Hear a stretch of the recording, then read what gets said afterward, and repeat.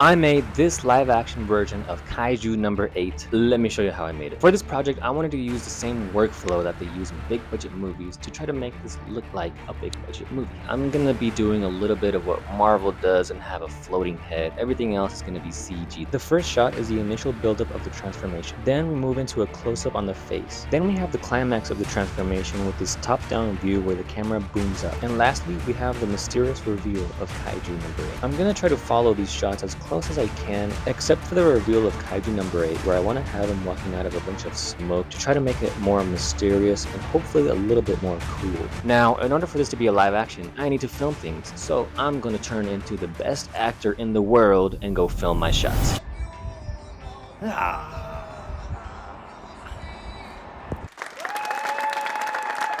Since I'm using the ACES color space, there's a lot more conversions and things I have to do with my footage, and I also had to set up ACES in Blender because it's not there by default. But at the end of the day, I got it all working, and the next step was to find a 3D model of Kaiju number 8. After searching online, there wasn't too many options, but I found this really good one that's gonna work for me, although it's not free. But we'll call it an investment. Now, I also need to find a 3D model of the Defense Force suit. There weren't too many options for the suit either, but I ended up going with this one. I did have to re-rig the Defense Force suit because for some reason it wasn't working for me. This suit is very basic, but I think it's gonna work because at the end there's gonna be a bunch of lightning and glowing effects, which is gonna end up covering a lot of it. So all I'm gonna do is give it some PBR textures to make it look nicer and move on. For the lightning, I found this plugin for Blender that I think is going to work great. So now that we have our 3D models, the next step, animation. For the first two shots, I rotated my movements onto the suit and made sure that the collar stuck to the same spot on my neck so that my head doesn't look like it's sliding around.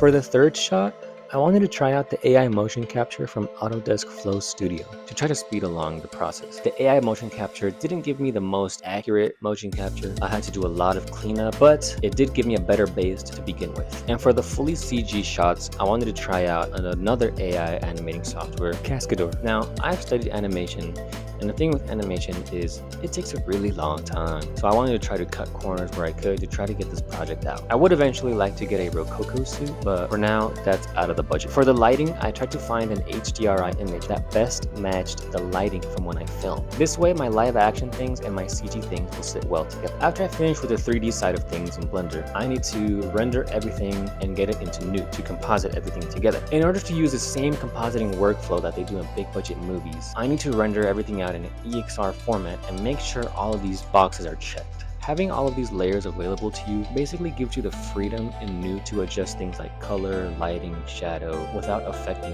each other. When bringing everything into Nuke, we need to separate all of those layers that we took the time to render. I have this template that I got from Compositing Academy. I'm not sure if it's free, but I've taken courses from Compositing Academy, which is how I got it. For the glowing effect that's on my body, I used noise as a mask and animated it growing bigger. In the anime, these shots are very energetic, and to emulate that, I need to add in a bunch of smoke and wind and particles to try to capture that same energy. After spending way too much time on this project, here is the final result.